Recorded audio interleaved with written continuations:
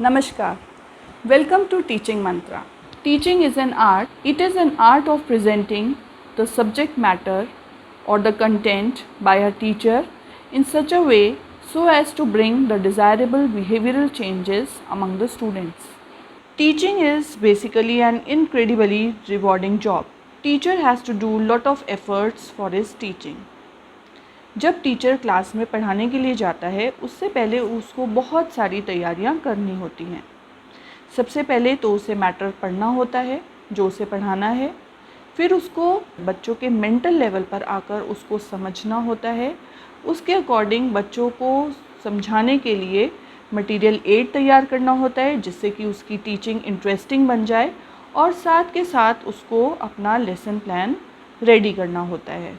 जब वो अपना लेसन प्लान रेडी करता है तो उसमें जो मोस्ट इम्पॉर्टेंट पॉइंट है that is art of questioning. So today our lesson is the types of questions that are used while preparing your lesson plan. Questioning skills are essential for good teaching. और ये बहुत ज़रूरी है कि teaching के साथ साथ क्वेश्चनिंग भी हो. टीचिंग तब तक पूरी नहीं मानी जाती है जब तक कि उसके साथ क्वेश्चनिंग या क्वेश्चन मेथड यूज़ ना किया जाए.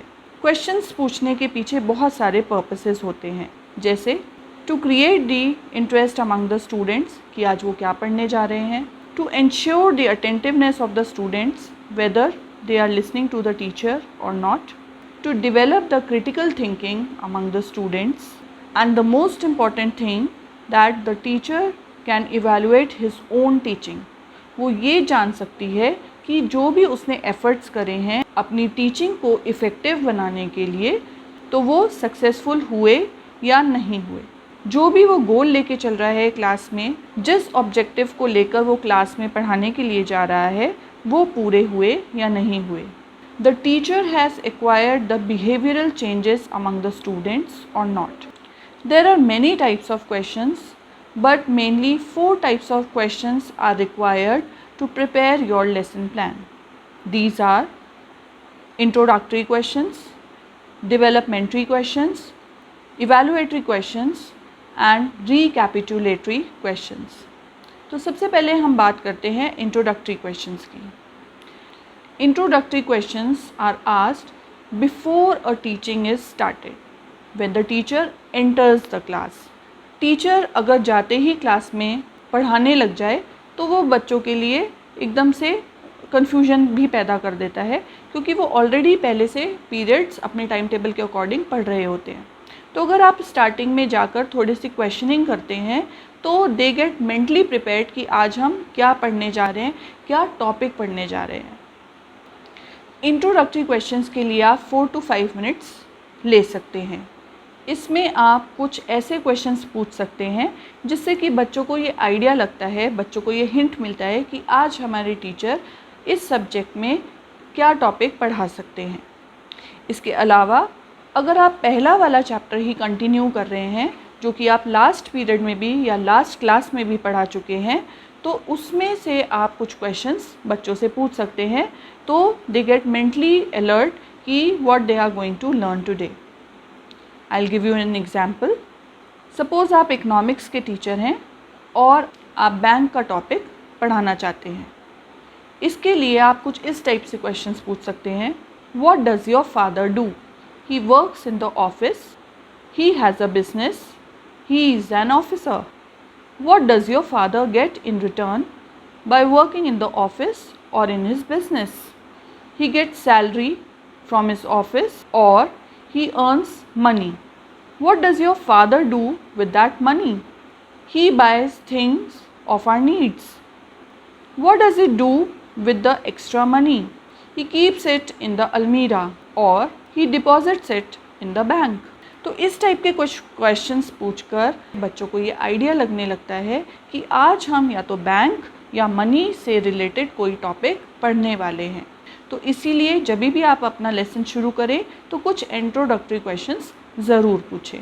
Next comes the developmental questions. These types of questions are asked during the teaching, यानी कि जब आप अपना कंटेंट पढ़ाना शुरू करते हैं तब आप कुछ क्वेश्चंस बीच में पूछते हैं या अपने कंटेंट को जस्ट स्टार्ट करने से पहले पूछते हैं.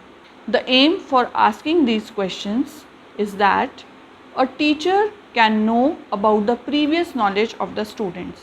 यानी कि जो बच्चे पहले से जानते हैं या पिछली क्लास से वो पढ़कर आ रहे हैं या वो पहले से उस बारे में जानकारी कुछ रखते हैं, तो वो टीचर को मालूम पड़ सके।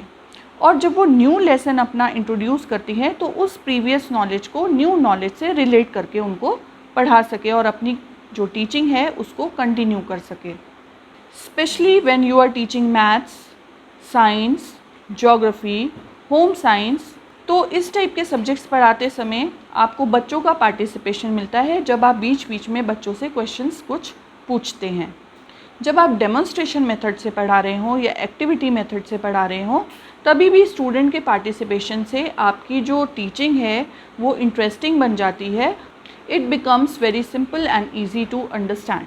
आई will give you an example. Suppose आप मैथ्स टीचर हैं और आप ब्लैक बोर्ड पर कोई क्वेश्चन सॉल्व कर रहे हैं। तो अगर आप चुपचाप ब्लैक बोर्ड पर जो क्वेश्चन है अपना सॉल्व करते हैं तो वो इतना इफ़ेक्टिव नहीं होता है और बच्चों को उस लेवल पर अटेंटिव नहीं रख सकता है।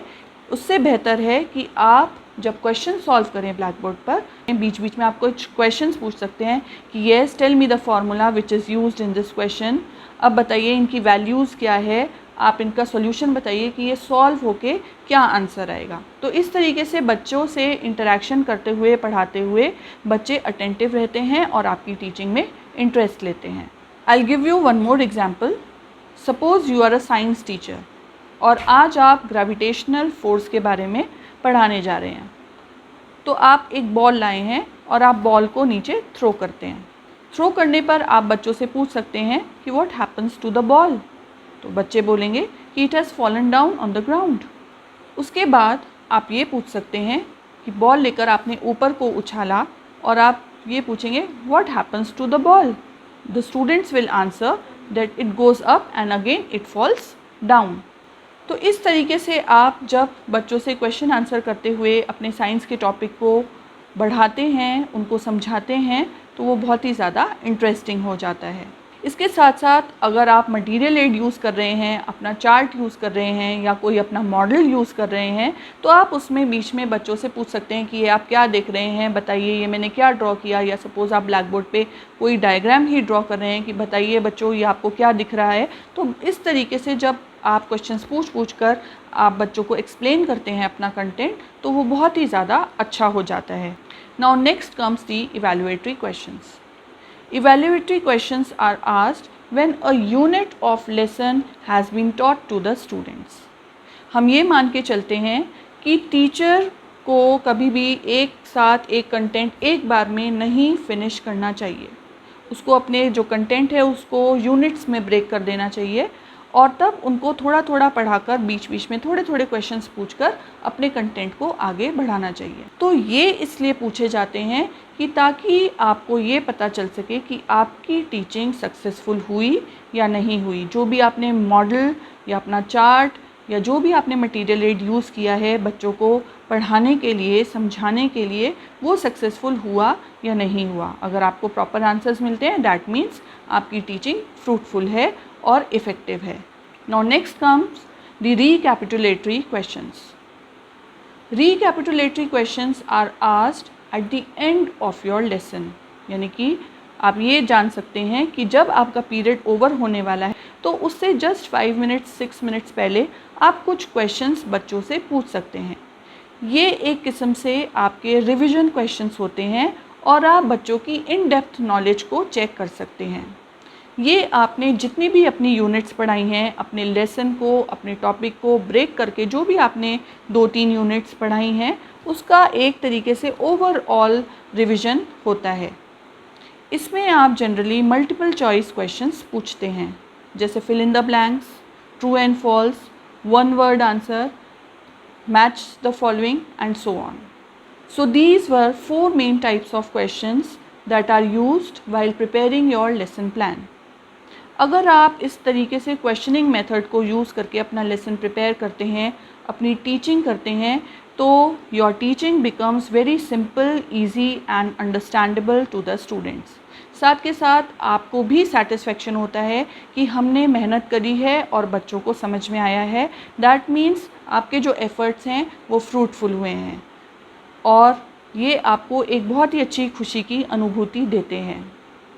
तो अगर आपको मेरा आज का लेसन पसंद आया तो please like, share and subscribe my channel and if you have any query तो आप कमेंट बॉक्स में उसको डाल सकते हैं and I will reply you.